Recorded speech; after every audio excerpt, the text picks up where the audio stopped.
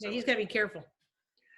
Hi, it's Jerry Roberts back again with Journal of the Plague Year, episode 21. And today we are joined by a good friend of mine and a great colleague, Carla Marinucci, who is the senior writer for Politico's California Playbook, but more importantly, the top political writer in California. Oh, thank Well, except for maybe Bareback. Go ahead. Yeah, please. No, yeah, don't go there. But, let's just say we all learned from that guy right there. She's covered 6 presidential campaigns, correct? 6? And, yeah, I think so. I think it's a 6 now, yeah.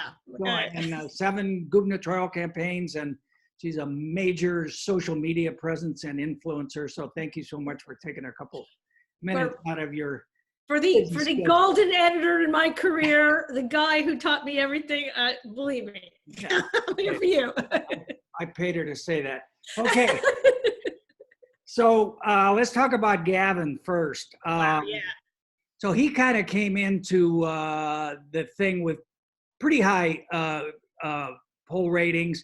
He had this halo around him for a long time, but then he's really stumbled in the last couple of weeks. He had the whole controversy about whether he was going to close the beaches, and these other states are reopening. We've got a huge beef with him here about the Lompoc prison situation. He's got a 55 by. So I saw this quote. It was actually on Cal Manners, but from one of your people you talk to a lot. I know Harmeet Dillon, the Democratic attorney and committeewoman. Right. Republican, went from flatten the curve for 2 weeks to let's put everyone on house arrest until we find a cure, which I think kind of sums up what the beef with him is. What's your sense of how he's doing sort of on the policy side? And then, you've been covering him since we put him on the parking commission. So how's this playing with his presidential ambitions? I mean, I think when this thing broke out, his poll numbers were very high as 85%, 83%. People got behind him. They felt that he closed the state down early enough to keep the numbers down. Now comes the really difficult part, Jerry. I mean, you've got businesses that want to open up. You mentioned Lompoc. I talked to Assemblyman Jordan Cunningham down there of San Luis Obispo. Lompoc's in his district. He says, they're being jammed for numbers in prison districts. They've got to meet these high bars, including like no COVID deaths for 2 weeks. And they are very, very concerned. The economic pressure now is on Gavin Newsom, and it's very hard to navigate this. He wants to keep the numbers down, but he's got to deal with those economic forces. And look, nothing is a bigger story right now than Tesla and Elon Musk. This guy employs almost 40,000 people in California, 10,000 up there in Fremont, not to mention the number of businesses that depend on that Tesla plant. So this is where Newsom's problem is, and some of the criticism is, he acts fast, he shoots fast, and then he has to think about the impacts, and that has been the issue. But he's brought in this team of A-list people to help him navigate this crisis, including Dee Dee Myers, who's doing some pro bono work for him. She was the head of Warner. Well, there's a voice from the past. Yeah, not to mention Clinton's White House, press spokeswoman. Yeah, and don't forget Frank Jordan's reelect too. She was the press secretary. Well, anyway, go ahead. Yeah, she's got a long history. So she's helping the Business and Economic Task Force. Then you got Nick Shapiro, who was former CIA, helped the CIA director. He was Airbnb's global crisis communications. He has also helped Barack Obama navigate the H1N1. He's been brought in up to Sacramento to deal with this on a day-to-day basis. And Steve Kawa, who was basically a shadow mayor for 3 mayors in San Francisco, Willie Brown, Gavin, and Ed Lee. I mean, he was highly respected. So Gavin has brought in some very experienced people, but he's getting pressure, especially from Republicans. And Harmeet Dillon, you just mentioned, she's now sued him a couple of times, saying, you got to open up. We're seeing scenes, Jerry, like in Fresno over the weekend. They almost had a riot at a Waffle House where people wanted to go.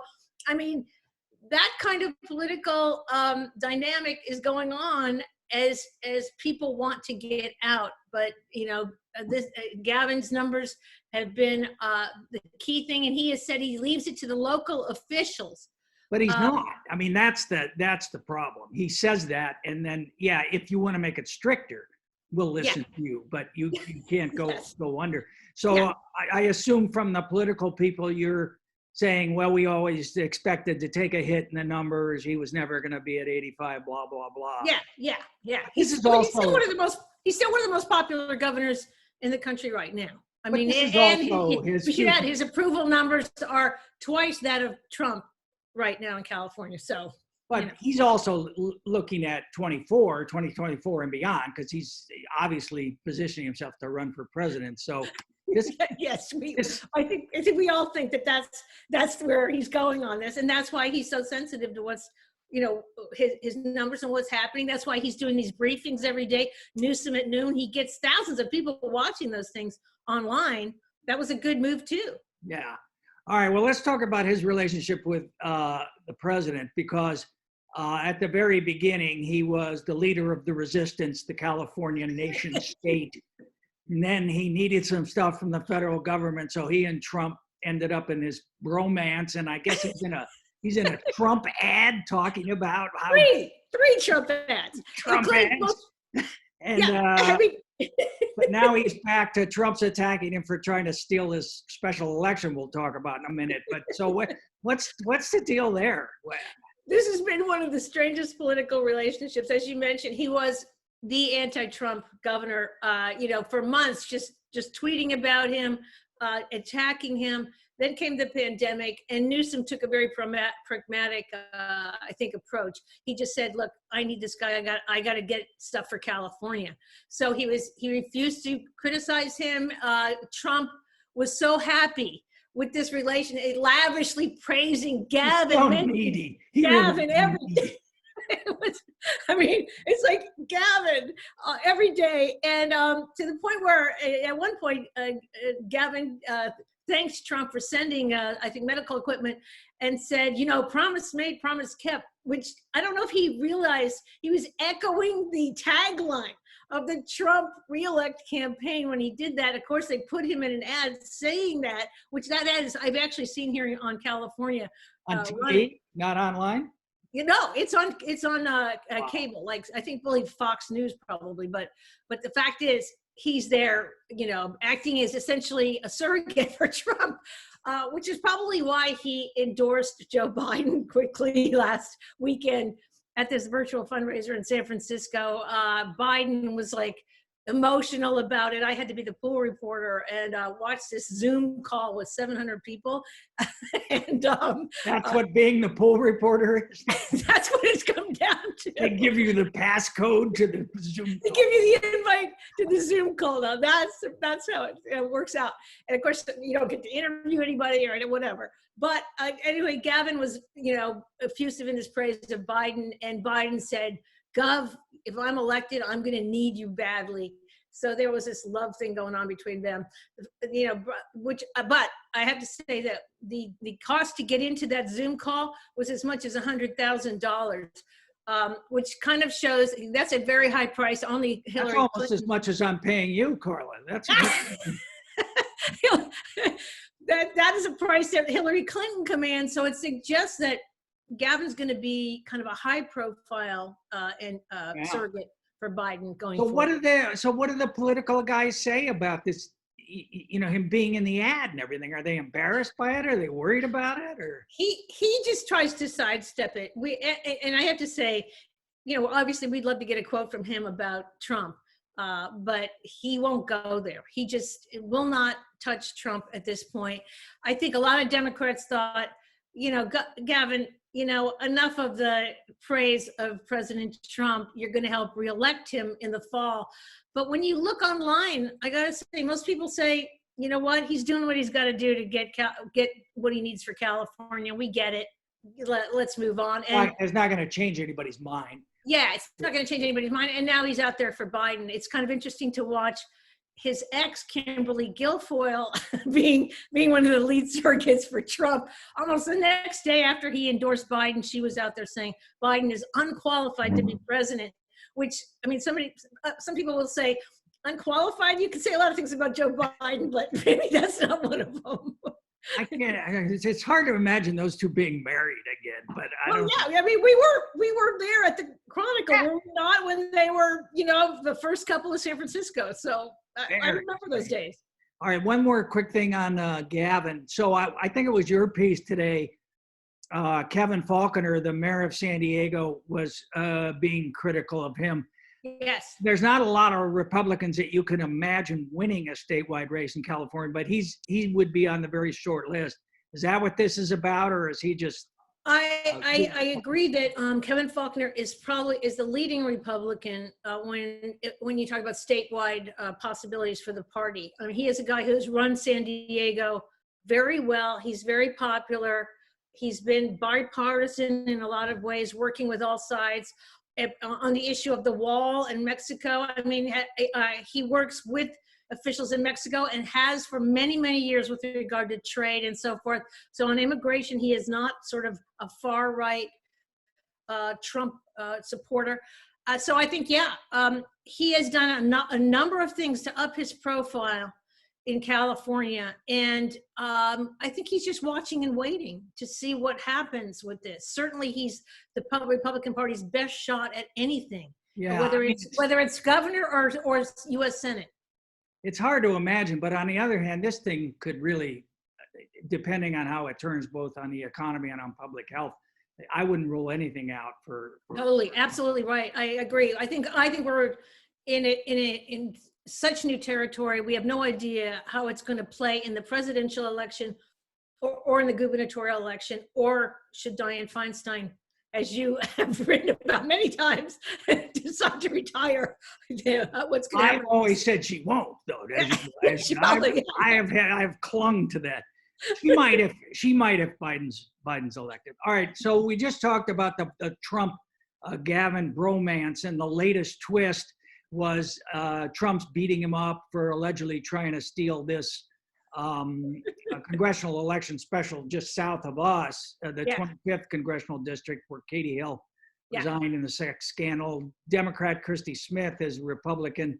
The Democrat Republican is Mike Garcia. What do you hear about that? Because the Republicans seem to be, your Politico wrote that pretty much said Garcia was going to win. Yeah, Ali Mutnick, our Washington person, did write that. I got to say, though, from the California view, and I understand where she's coming from, it's a special election where older voters tend to be the ones who vote more in these elections overwhelmingly. That would favor the Republicans. But this is a pandemic. It's an all-mail ballot. And I don't know. I kind of think this is a toss-up in every way. We'll see whatever the polls are showing. Apparently, they're showing Garcia may have an edge here. But the fact is that President Trump has tweeted on this election, even again today, 10 times in the last couple of days, which suggests to me maybe they're not so confident they're going to win this thing. Because he's either setting the stage to say, "See, I helped Mike Garcia win this one. People are behind me," or he's setting the stage to say, "See, it was a rigged election and they stole it from us." So I guess either way, he's going to win the messaging on this. But I'm not so sure we know how this is going to turn out. For the bottom line is, I think a lot of Democrats are still mad at Katie Hill for her judgment in office, but B, resigning, because this has been more difficult for them to hold on to maybe than they would have expected. And now everybody's going to try to message what comes out of this, right, Jerry? Yeah. Well, you and I have seen that. I mean, the last, we were just talking before, the last time I was out of the house, I interviewed Christy Smith on, it was March 6th. And then everything, went downhill. And I would have, I thought by then, at that point, it wasn't going to be really much of a race that she was in. Yeah. So now you got all this nutty stuff about vote by mail. And then I guess the mayor of Antelope, who's a Republican, asked to have a polling place set up, and they did, and that's when all of the charges. That was Lancaster, and Lancaster. You're right. Lancaster is a Republican area of the district.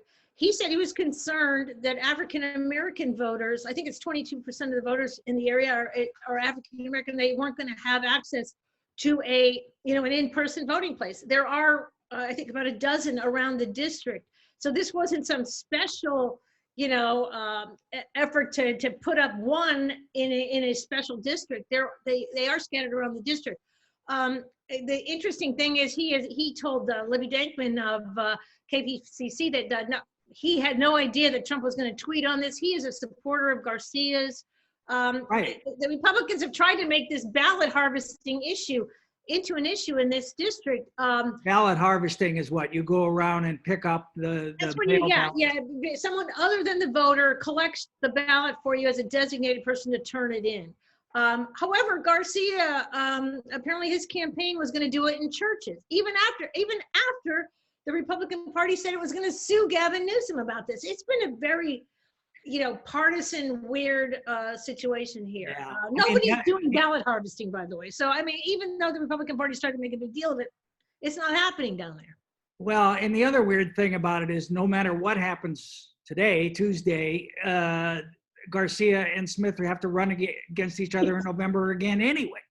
Yes, that's one reason. Look, the NRCC, the Republican Congressional Campaign Committee, has put a lot into this race. Trump has put a lot into it, obviously, because they need that messaging. I think that at this time, the president has a win. The Democrats have not put that much into it. We haven't seen as much messaging from them because, it's what you said. They want to just hold their fire and hold their money for November, when they're going to have a do-over, and they're going to have a much bigger Democratic turnout. Are you hearing anything from Team Pelosi about this race? No, actually, this is what it's been that's kind of telling. Yeah, it's been kind of quiet. Look, she's been endorsed by Clinton, by Obama, by many, many Democratic leaders. Christy Smith has, and Garcia has been endorsed on the other side. But the fact is, I think Democrats know, when it comes down to it, as you said, November, that's the real deal here. Yeah, well, and the other thing is the fallout of it. This is what we have to look forward to in November. In every state, every precinct, there's going to be some awful dispute about whether the election was legitimate. Whether it was right, exactly. And look for this ballot harvesting thing to come back again, because we've already seen a Republican plan out there to do ballot harvesting in that area and other areas in California. They know that A, it's not illegal, and B, Democrats gave Democrats an edge in 2018. They were able to turn in more ballots. The Republicans are suggesting that there's some kind of fraud here, and the president did too. The fact is, there's no evidence that there's any fraud involved.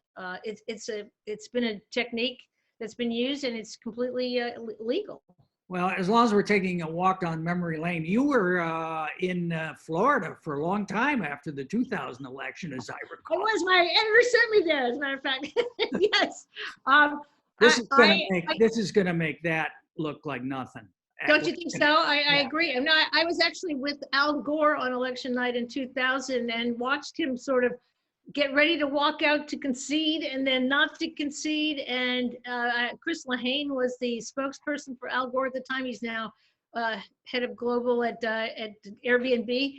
That drama was something I thought we'd never see again, but we may see something like that again, because it's just so the record's clear. Yeah. You called me and said Gore had conceded, which he had, and I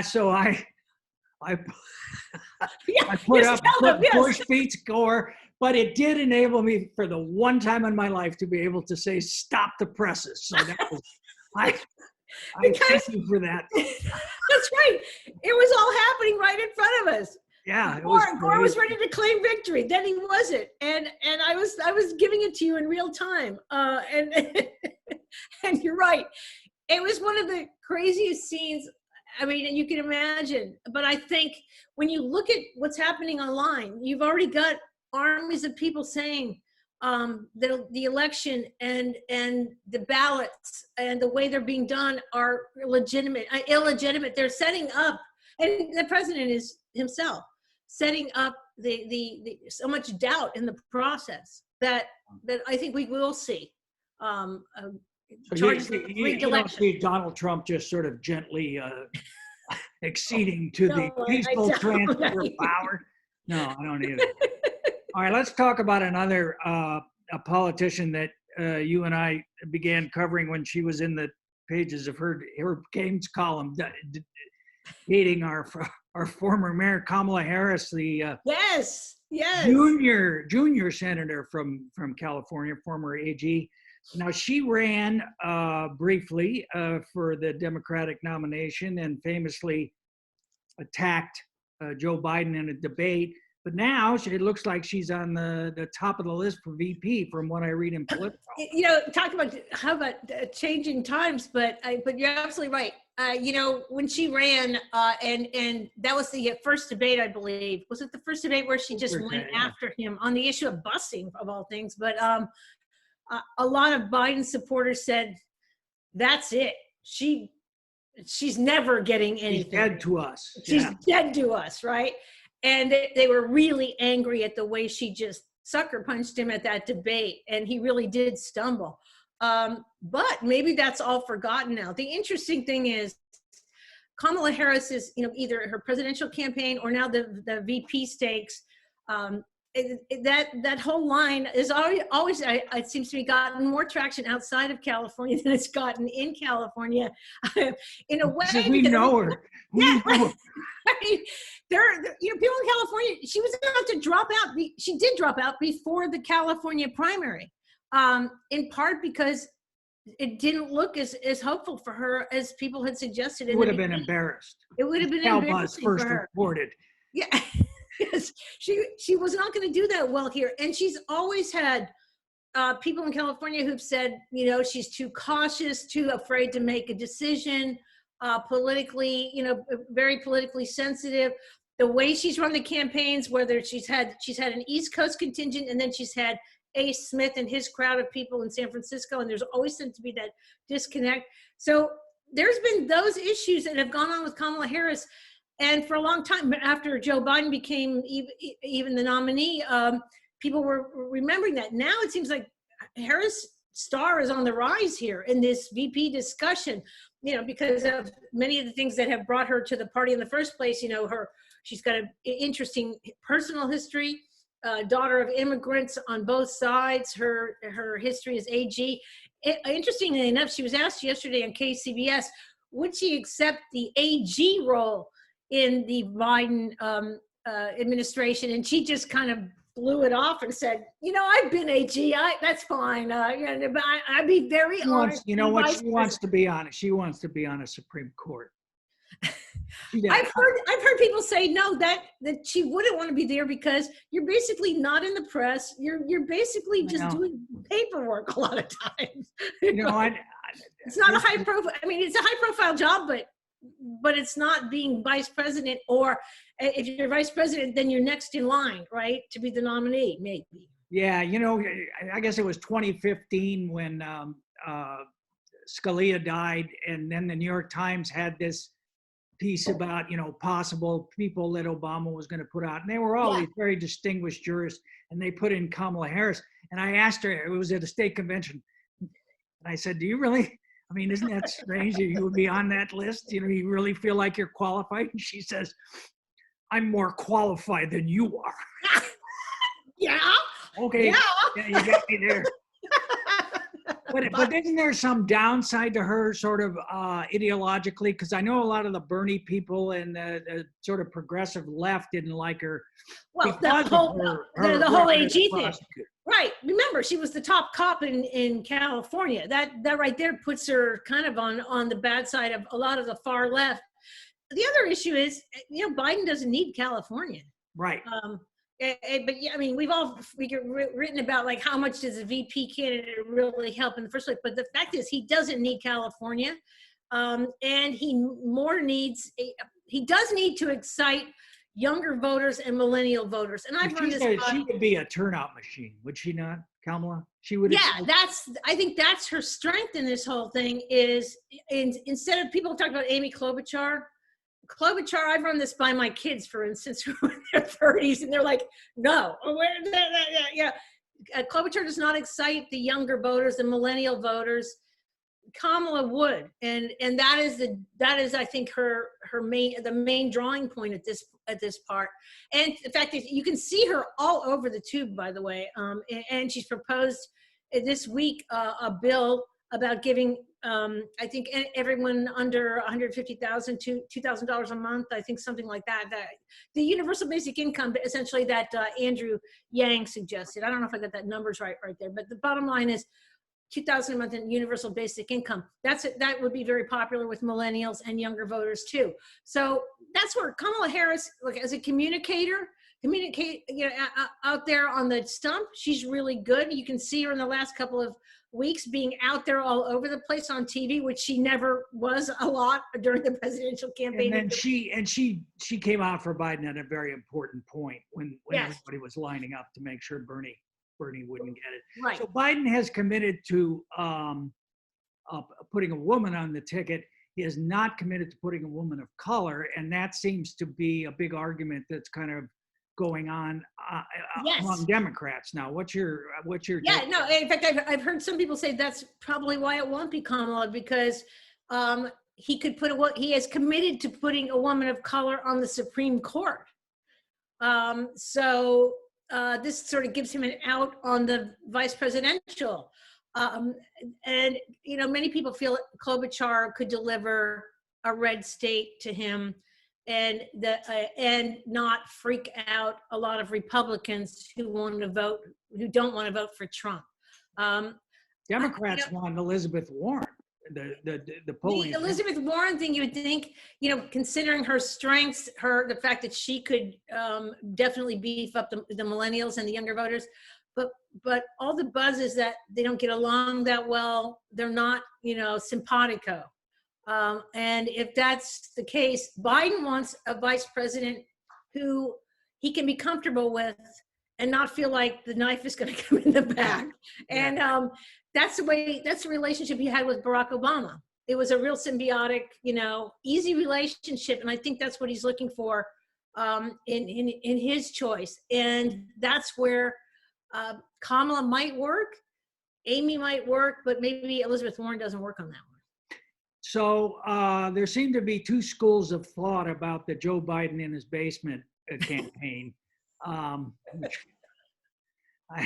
So one is, some people are saying, this is mostly on Twitter, I see this is like, why isn't he out there? Why isn't he more visible? Why isn't he doing more stuff? And then other people are saying, just stay out of the way until September, because in a way, you're right. Himself in. Wait. Just watch those economy numbers go down, and you're watching Fauci testifying today, and that's all playing into it.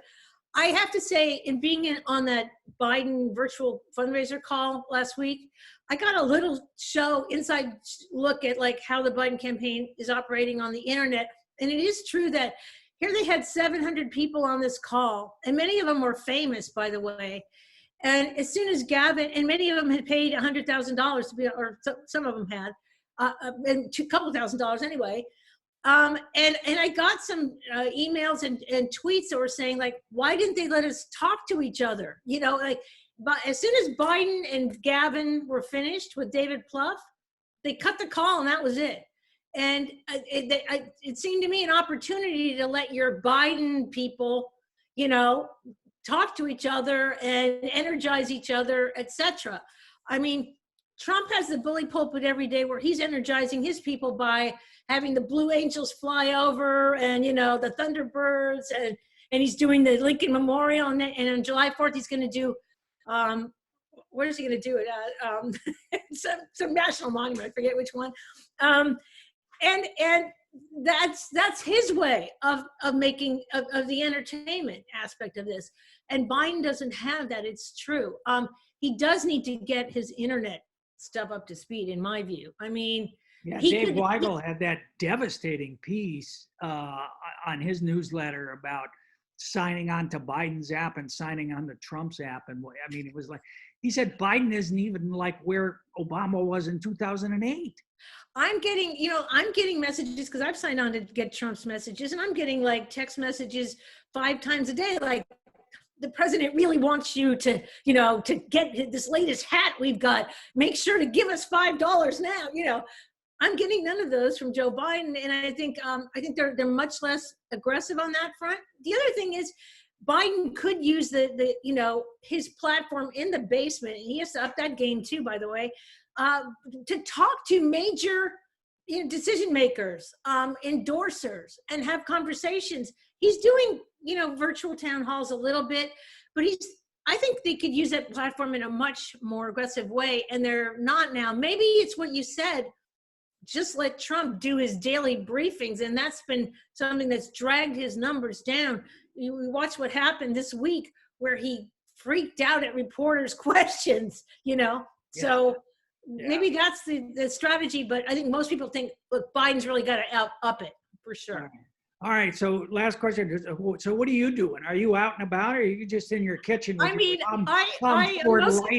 am mostly staying in because my kids want me to, but I go to Costco just to get the temperature of the average person, and to pick up the $4.99 rotisserie chicken with the mask on, and social distancing.